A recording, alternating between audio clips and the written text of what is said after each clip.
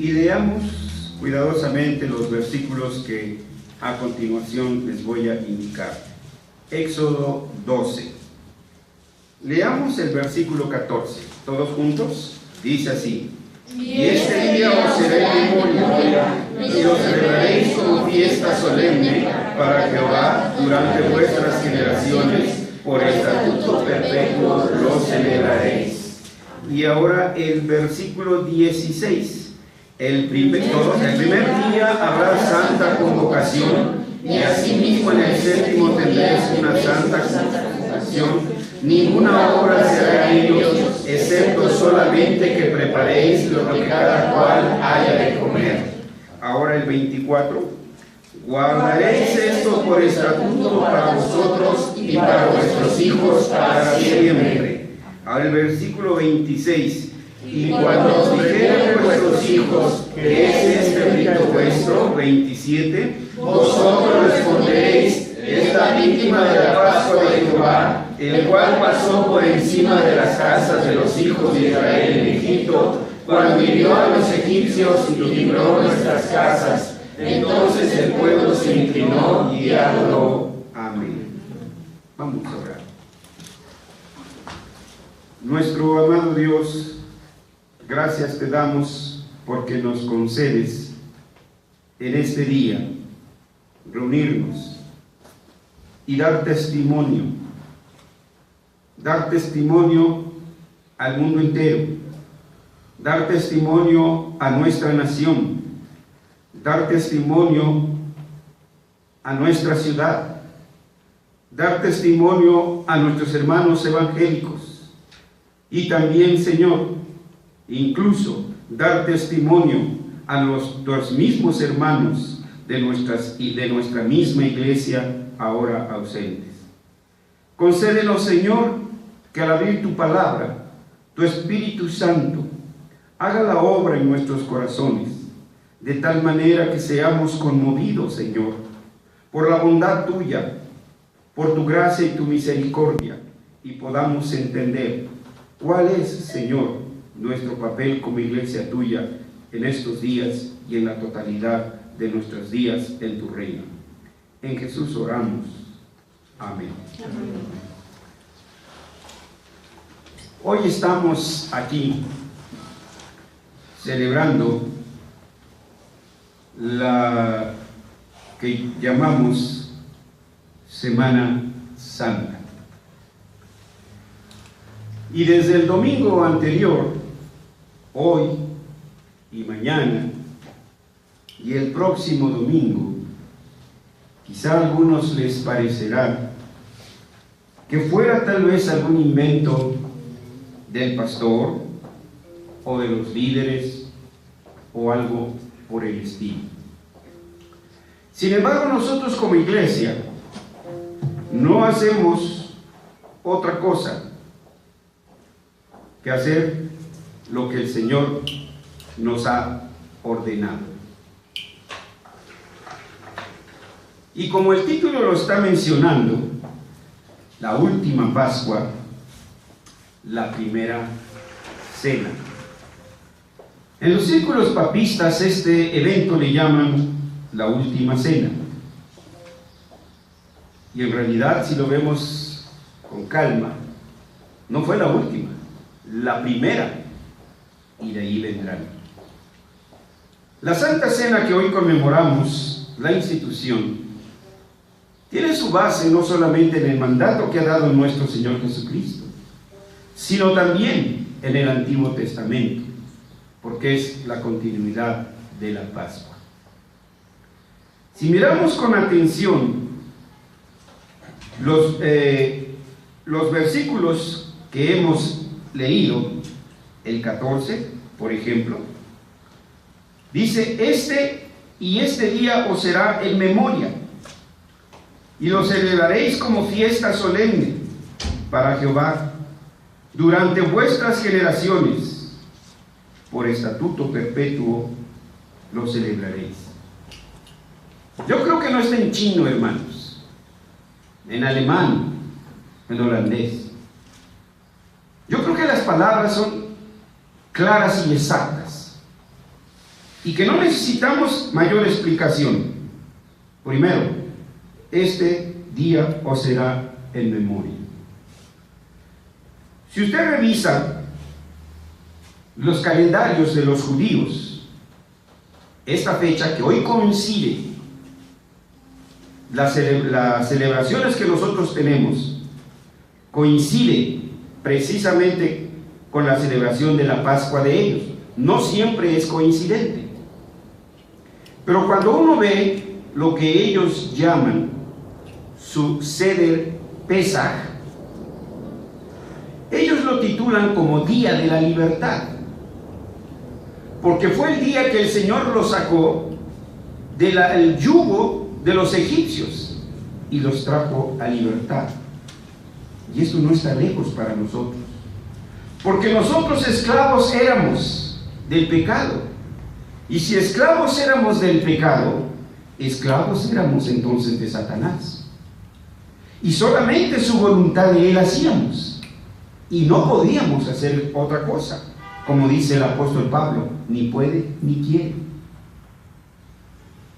Para nosotros entonces es también un día de memoria, el día que el Señor nos rescató y el día que nos trajo a libertad, el día cuando nosotros no éramos ciudadanos de este reino, éramos cualquier San Juan de las esquinas, cualquier Pancho Nopales. Hoy somos hijos de Dios, y entonces esto debe de ser una conmemoración para nosotros. Dice enseguida, y lo celebraréis como fiesta solemne para Jehová. Para una fiesta. ¿Qué hace usted cuando va a celebrar su cumpleaños? Aunque sea un simple pastelito y un chocolate, hay arreglos, hay preparativos. Y hermanos, hoy en día, venir a la iglesia, venir al culto, parece que fuéramos de picnic, parece que fuéramos, no sé, de visita a un museo. No tomamos en cuenta que venimos al encuentro de nuestro Señor, a estar delante de su rostro, y que debe de haber entonces un sinnúmero de preparativos. Usted se fija que no falte esto, que no falte aquello, porque es una fiesta solemne, no es cualquier cosa, hermanos. Y si seguimos leyendo, dice que no solamente es una fiesta solemne para ese momento y ese lugar, sino dice, durante vuestras generaciones, por estatuto perpetuo, para siempre, hasta que venga nuestro Señor Jesucristo. Nosotros somos los testigos del Señor. Vosotros sois mis testigos, dice el Antiguo Testamento. Y lo mismo leemos en el Nuevo Testamento. ¿Dónde estamos? ¿Dónde están los Pedros escondidos? ¿Dónde están? Cuando nosotros deberíamos de estar aquí. Esto no puede quitarse y debe permanecer. Gracias a Dios, hermanos, que tenemos la preciosa promesa de nuestro Señor Jesucristo, que donde están 2 o 3 congregados en su nombre, ahí está Él en medio de ellos. Él está aquí con nosotros. Y amén, y amén. El versículo 16 dice, el primer día habrá santa convocación, y asimismo el séptimo. ¿Qué significa convocación? Llamar a la gente, que es lo que ha hecho el consistorio. Convocar a la iglesia, para que juntos, como lo que somos, el cuerpo de Cristo, no un cuerpo mutilado, que una mano está por acá, un dedo por allá, un pie por otro lado, y las tripas por aquí y el hígado por allá, ese no es el cuerpo de Cristo. Imagínense las tripas de un cuerpo ahorita en las playas de Acapulco, las tripas de un cuerpo ahora en las fiestas del pueblo de Tangamandapio. ¿Cómo está ese cuerpo, hermanos? La Escritura dice, habrá santa convocación, y Dios le ha dado autoridad al consistorio para convocar a su pueblo. Tenemos que llamar a la iglesia, y la iglesia tiene que acudir. Si pasamos, y miren ustedes ahora lo que sigue, la segunda parte del versículo. Ninguna obra se hará en ellos. No es día de trabajo. No es día de trabajo, hermanos. Algunos dirán, no, pero mi patrón, no, esperen un momentito. Miren lo que dice Romanos. No hay autoridad sino puesta de parte de Dios. Y Dios mueve también a las autoridades de tal manera que, aunque tácitamente, estos días los han dado. Porque es Dios moviendo esos corazones de quienes están puestos en autoridad. Y aunque ni temen a Dios, como dice el Evangelio de aquel juez que era importunado por la viuda, dice, aunque ni temo a Dios, pero porque no me moleste esta mujer, le voy a hacer justicia.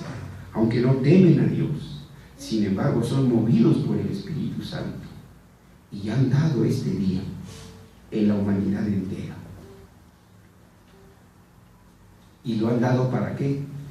Para que nos juntemos y celebremos, conmemoremos como iglesia la maravillosa gracia de nuestro Señor Jesucristo.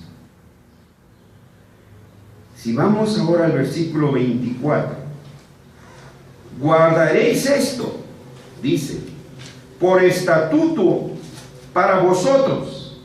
¿Y para quién? Para siempre. Para siempre. Miren, las cosas que podemos ver aquí. Dice, lo guardaréis por estatuto, por ley. O sea que no está en nosotros decidir si lo hago o no lo hago. Lo tengo que hacer. Y si no lo hago, estoy en rebeldía. Si no lo hago, estoy en desobediencia. Usted sabe. Pero aquí dice que es por estatuto. Punto.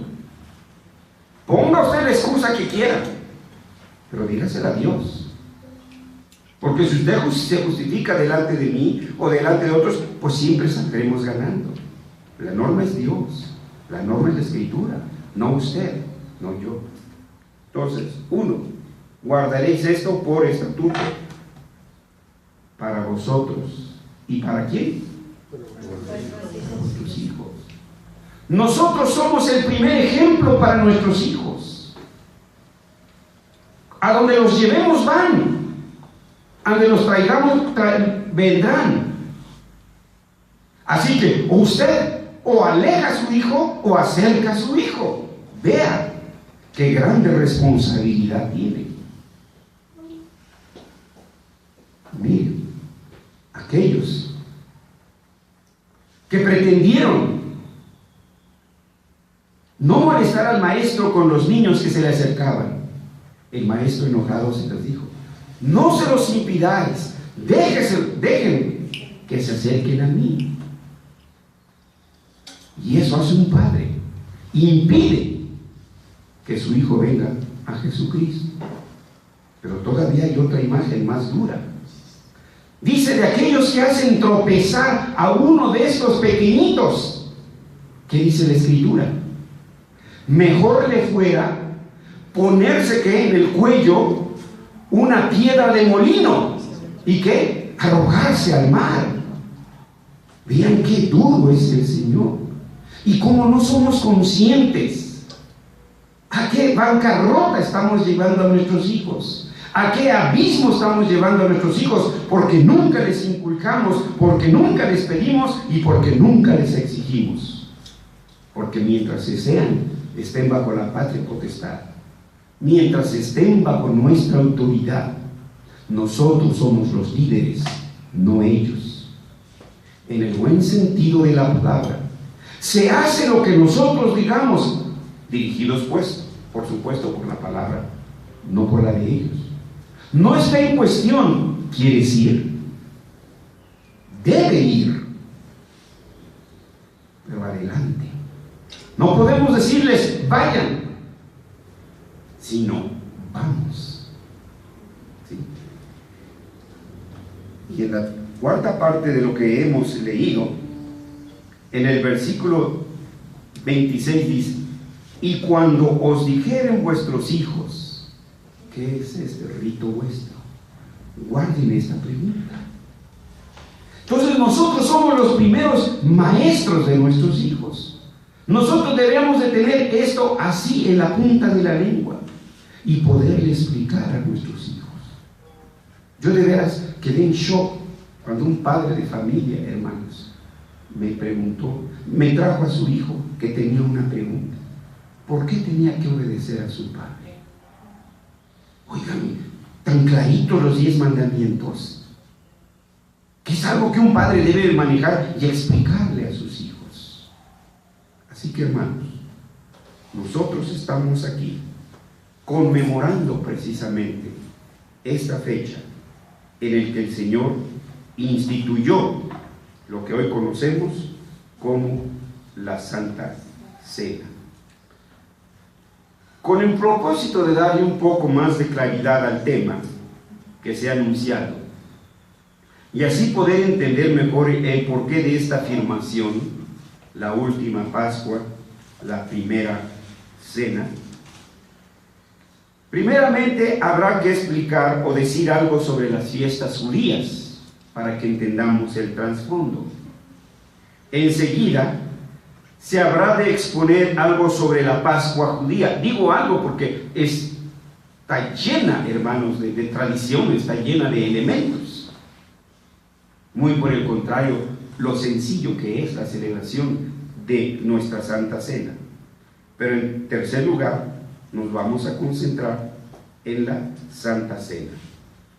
Veamos, abuelo de pájaro, las fiestas judías para que entendamos el contexto.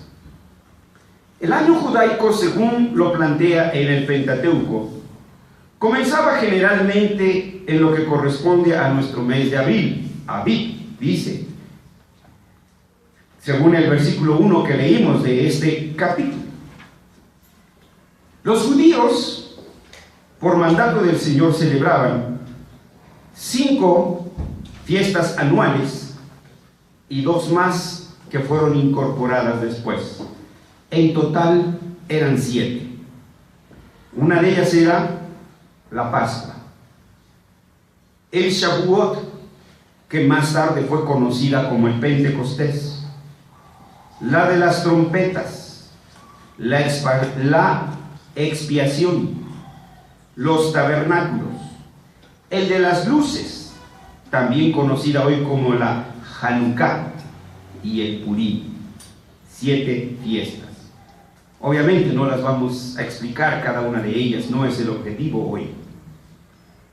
Pero había 3 fiestas en las que los judíos tenían que ir a celebrarla hasta la ciudad de Jerusalén. Y estas eran la Pascua, el Shavuot o Pentecostés y la de los tabernáculos. Las primeras 5 fiestas se encuentran señaladas en el Antiguo Testamento. Las otras 2 fueron establecidas después por los judíos para dejar por los acontecimientos claves en la vida nacional de los hebreos. La fiesta de las luces, también conocida como la Hanukkah, fue instituida para conmemorar la reconsagración del templo y la liberación del pueblo judío de manos de los griegos. La fiesta del Purim fue instituida para celebrar la liberación del pueblo israelita de manos de Amán, personaje importante en la corte del rey Asuero, y que pretendía exterminar al pueblo judío esparcido en este reino. Recordarán algo de Mardoqueo y de la reina Esther. Pero debemos concentrarnos en la fiesta de la Pascua. Ese es en sentido general las fiestas judías. Y vean ustedes cómo la Pascua formaba parte de estas fiestas y era la primera de ellas. Ahora vamos a concentrarnos en la Pascua, en la fiesta de la Pascua. Aquí tenemos también que ver tres cosas. Primero, ¿cómo era celebrada en los tiempos bíblicos del Antiguo Testamento? ¿Cómo era celebrada en el tiempo de Jesús? ¿Y cómo la celebran hoy? Naturalmente que tampoco vamos a entrar en detalle de cada una de estas. Esta fiesta, la Pascua, era la primera y la más importante para los judíos. Habrá que considerar su celebración en el Antiguo Testamento. La Pascua en el Antiguo Testamento era sencilla. Se celebraba del 14 al 21 del mes de Abib, que es el primer término del calendario judío. Y era sencillo. 3 elementos: el cordero, el pan leudado y las hierbas amargas. ¿Lo notaron en la lectura que hicimos aquí? Así de sencillitas son las ceremonias. No son complicadas las que da el Señor. El término Pascua deriva del término hebreo Pesach, que significa pasar de. Recuerden que la sentencia sobre los primogénitos estaba dada. Mataron un cordero, con un hisopo marcaron los postes y el dintel de la puerta, de tal manera que en la noche, cuando llegó el ángel destructor, cuando veía esa señal, entonces el verbo sería Pesaj, se pasaba de frente. Eso es lo que nos recuerda. En el Nuevo Testamento lo leemos como To Pascha. To es el artículo y Pascha es el sustantivo latinizado que suena para nosotros Pasca. Entonces, en el griego se oiría así, To Pascha, aunque latinizado se escriba Pascha. La pronunciación es Pascha, y ya castellanizado se escribe Pascua. En esta fiesta se recordaba perpetuamente la liberación de los israelitas de la esclavitud de Egipto. Todo varón judío que vivía cerca de Jerusalén debía entrar a la ciudad para acudir a la fiesta. Muchos peregrinos llegaban de todas partes del mundo para participar en esta gran celebración. La forma de celebrarla era, como hemos dicho, por demás sencilla.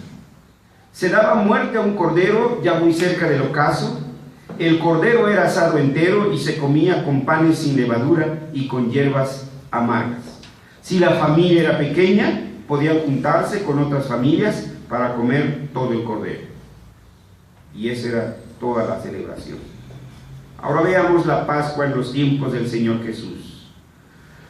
Para esta época la cultura judía ya estaba muy rebosada de tradiciones incrustadas en las celebraciones del Antiguo Testamento. Esta ceremonia consistía por lo menos en 8 pasos, a saber, ¿cuántos elementos vimos en el Pentateuco? ¿Cuántos? 3. Ay, qué listos son, ¿verdad? Así con mis deditos. Bueno, ahora son 8. Paso 1. Todos reunidos en la mesa, el que presidía daba gracias a Dios, y todos bebían de la primera copa de vino mezclada con agua. Tienen sus nombres en hebreo, en algún otro día se los diré. Paso 2. El siguiente acto consistía en lavarse las manos. Paso 3. Se preparaba la mesa con el cordero pascual, los panes sin levadura, las hierbas amargas y un plato de salsa espesa. Paso 4. El cuarto paso, todos mojaban las hierbas amargas con la salsa y se las comían. ¿Sí? Sin mayonesa, sin mostaza, sin aceitito ni nada, así. Paso 5. Los niños y los prosélitos eran instruidos acerca del significado de la Pascua.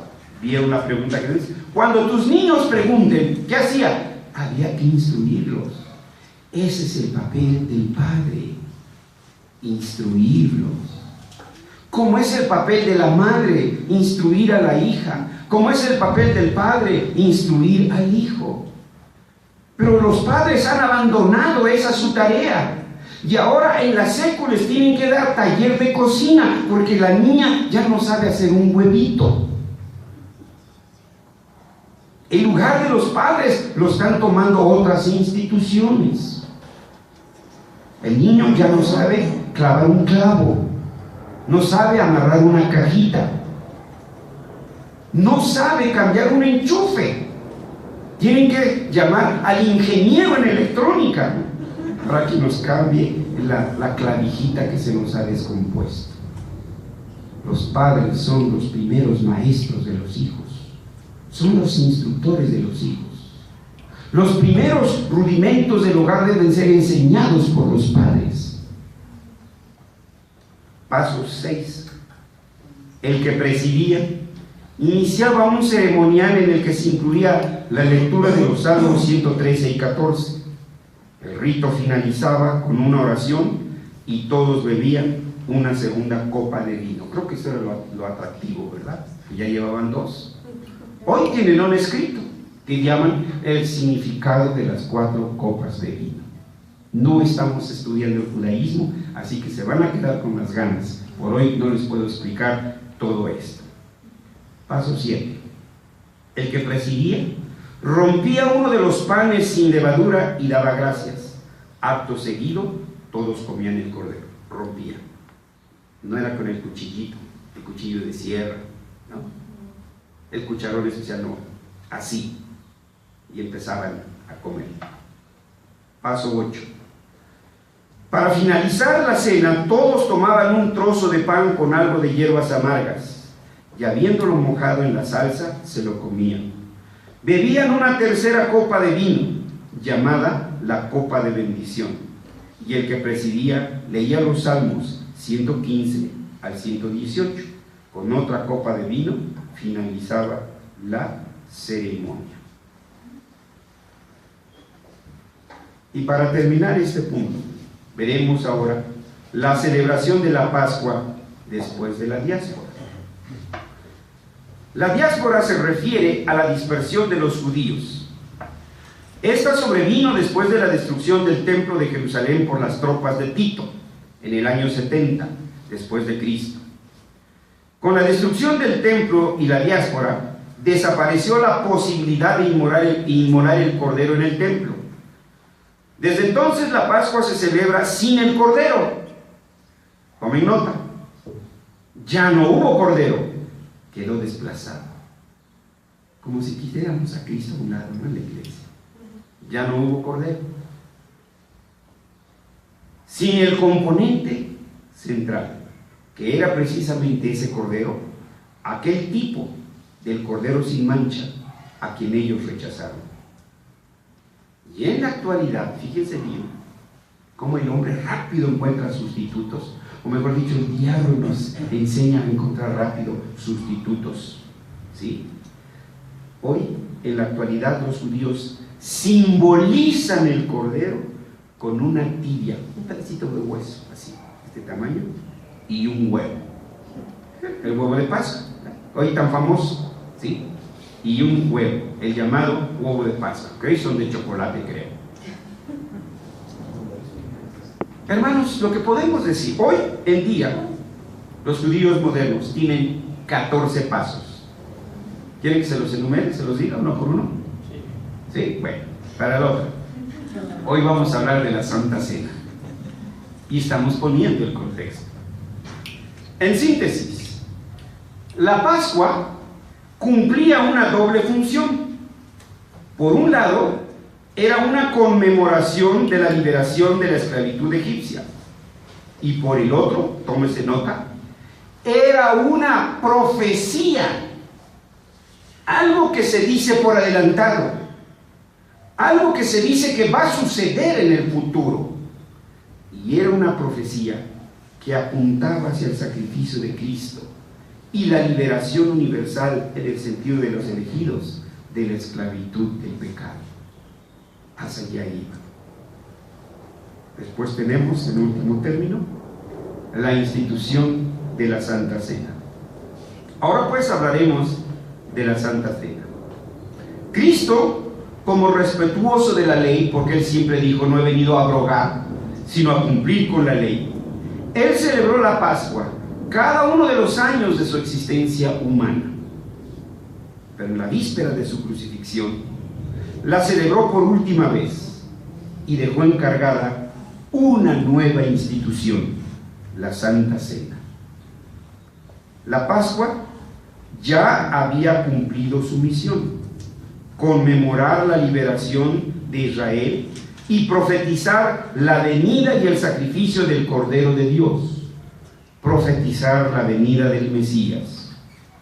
Juan identificó a Jesús como el Cordero de Dios. En Juan 1:29 dice: he ahí el Cordero de Dios que quita el pecado del mundo. Ahora, en esa noche, la profecía estaba a punto de cumplirse.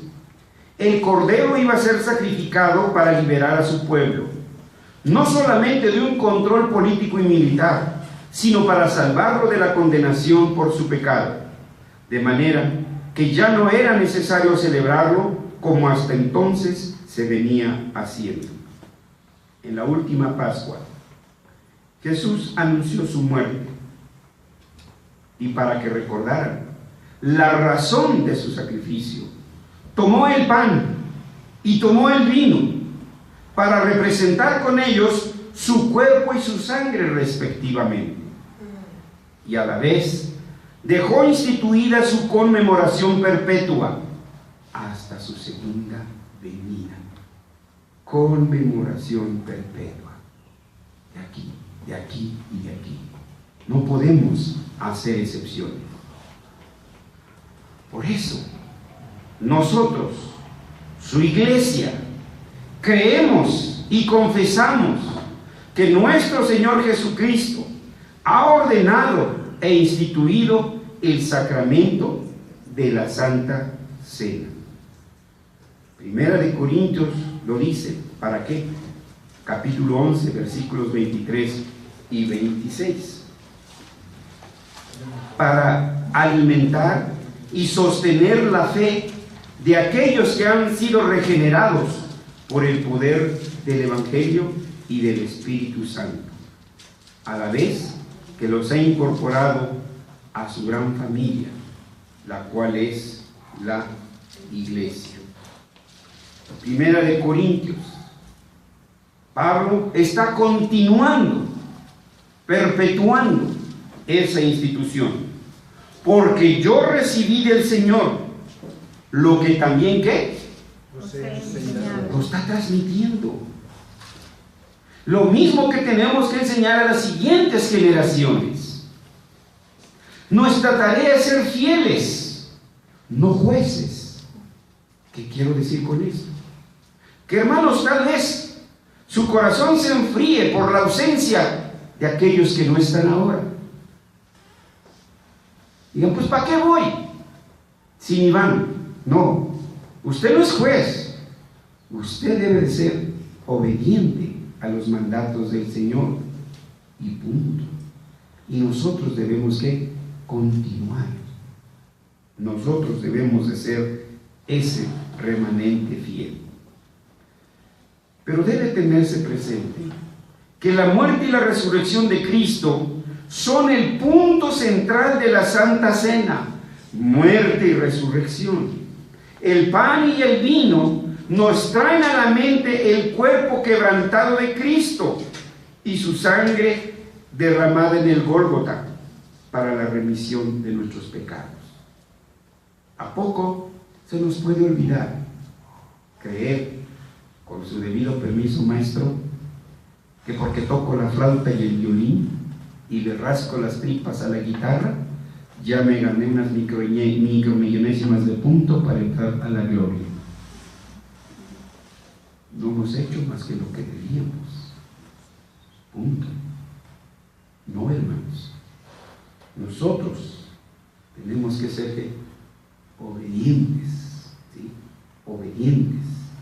Recordar que no fue por lo que hacemos en la iglesia, por lo bien que nos portamos en la casa, porque soy el niño ejemplar, porque soy la niña ejemplar, porque tú y yo y todos estábamos mortalmente heridos por el pecado. Y no importa, sean güeritos, rubios o prietitos, altos o chaparros, gordos o flacos, todos estamos mortalmente heridos por el pecado. Y a todos nosotros nos ha redimido del pecado. Cada vez que se nos llegara a olvidar eso, conmemorar la cena del Señor traerá en nuestra mente cómo fuimos liberados de nuestros pecados. La Escritura nos enseña que la celebración de la Santa Cena no es cuestión de elección. Hoy veo que algunos eligieron estar en sus propios asuntos, pero no saben que están en rebeldía y en desobediencia. Solo Dios sabe quiénes pueden justificarse delante de Él. Porque celebrar la Santa Cena es un mandamiento. No está en cuestión de elección. Por eso, todo aquel que se diga cristiano debe cumplir con esta ordenanza. La Escritura también enseña que la Cena del Señor es un acto comunitario. Les pongo un ejemplo.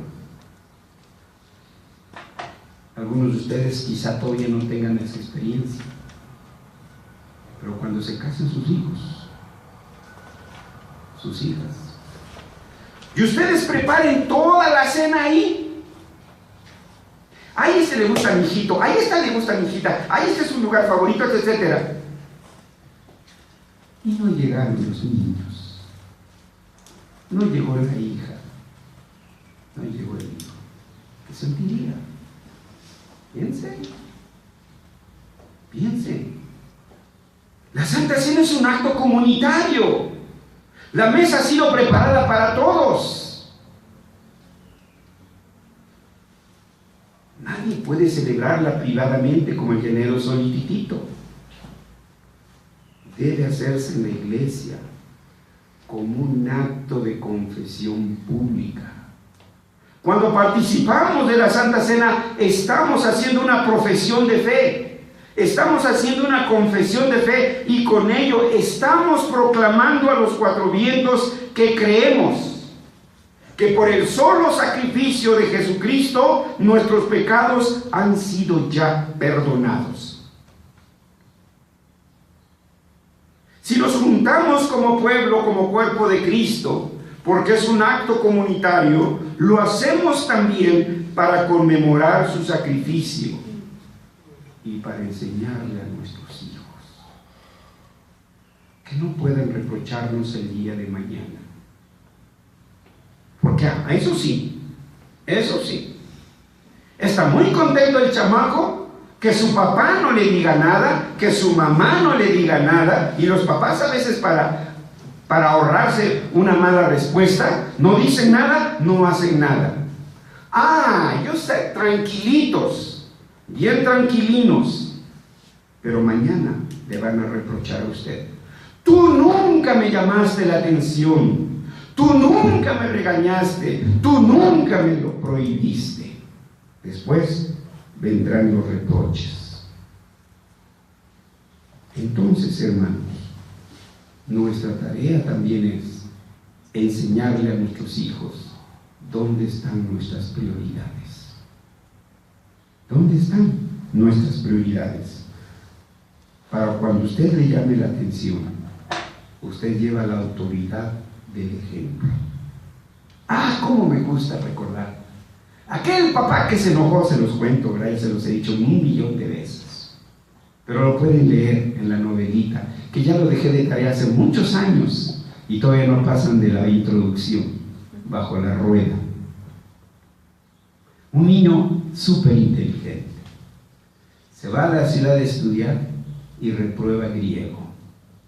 Regresa a su pueblo y su papá le pone una así, paz y paz y paz. Y contesta el chamaco, ¿por qué me pegas? Pues porque reprobaste griego. Pues tú ni siquiera te sabes el alfabeto. Hermanos, con el ejemplo enseñamos a nuestros hijos. ¿Dónde están los catecismos menores? Los padres enseñando a los hijos. ¿Dónde? No, ya. Hoy el Facebook, hoy el Twitter, esos se están ocupando el lugar. Ya no hay tiempo para leer la Biblia juntos. Ya no hay tiempo para estudiar el catecismo juntos. ¿Qué le estamos enseñando a nuestros hijos? ¿Dónde está nuestra prioridad? Cuando la Escritura es bien clara. Buscad el reino de Dios y su justicia. ¿Y ya se sabe la otra parte? Y todo lo demás viene por añadidura. Así que, hermanos, para concluir, recordemos por qué estamos hoy aquí. Hemos sido convocados como Iglesia Presbiteriana Independiente del Mesías para conmemorar la institución de la Santa Cena. Lo hacemos porque Cristo así lo ha ordenado a su Iglesia. Y nosotros somos su Iglesia. Y su Iglesia, en obediencia fiel a este mandato, hoy se congrega para conmemorar tan sublime sacrificio. Lo hacemos porque queremos que nuestros hijos crezcan en la fe de Jesucristo. Lo hacemos porque de esta manera nuestra fe se alimenta y se fortalece. Y lo hacemos como un testimonio público para que el mundo sepa que hay perdón de pecados por la sola fe en el sacrificio de nuestro Señor Jesucristo. Querida Iglesia, fiel remanente de nuestro Señor, aceptemos pues la invitación que hoy Cristo cariñosamente nos hace para participar de la Santa Cena. Otros están ocupados porque tienen un par de bueyes que estrenar para hacer un surco, otros porque tienen esto, eso y aquello. Pero el Señor le ha placido traernos aquí. Y quiero recordarles, hermanos, no hacerlo es pecado. No hacerlo es desobediencia. No hacerlo es rebeldía. Si usted se dice cristiano y si usted se dice pertenecer a la iglesia evangélica, no puede entonces dejar de participar. Tal vez usted crea en Cristo, pero no se ha bautizado ni ha hecho su profesión de fe. Pues que espera, hágalo. Algunos de ustedes saben, porque estuve ausente el domingo próximo pasado. Una sobrina, 21 años. ¿Qué es la vida? Uno no sabe cuándo va a morir, uno no tiene contrato. Puede ser mañana, puede ser dentro de un rato. ¿Qué está esperando para ser obediente a los mandatos del Señor? Hágalo para que pueda cumplir con este otro mandamiento de Cristo: comer el pan y beber la copa. Tal vez usted es de los que creen en Cristo, pero se ha alejado de la fe y ha vivido en pecado. Arrepiéntase de su pecado y pídale perdón. Arrepiéntase y pida perdón para que usted pueda participar de la cena del Señor. Tal vez usted se ha hecho su propia imagen de Dios como el genio de la lámpara de Aladín, que le frota el lomito y sale el genio, y entonces el genio haga lo que usted le pide. Tal vez usted ya se ha hecho sus propios estándares de doctrina, pero recuerde, solo la Escritura, solo Dios puede decidir qué es lo bueno y qué es lo malo. Esta es una prerrogativa divina. Nosotros no podemos arrogarnos ese derecho. Así que no olviden, no participar de la Santa Cena también es pecado. No peque más. Venga y celebre con nosotros. Amén. Vamos a orar. Nuestro Dios y nuestro Padre, gracias te damos porque nos concedes reunirnos para conmemorar este sublime acto de amor y de entrega del esposo por su iglesia, nuestro Señor Jesucristo. Señor, que en nuestro corazón tu Espíritu Santo toque las fibras más recónditas de nuestro ser, para que podamos apreciar tu inmensa bondad y podamos apreciar, Señor, el enorme sacrificio, el inconmensurable precio de nuestra salvación y nuestro deber de ser fieles testigos de nuestro Señor Jesucristo, en cuyo nombre oramos. Amén. Dios los bendiga.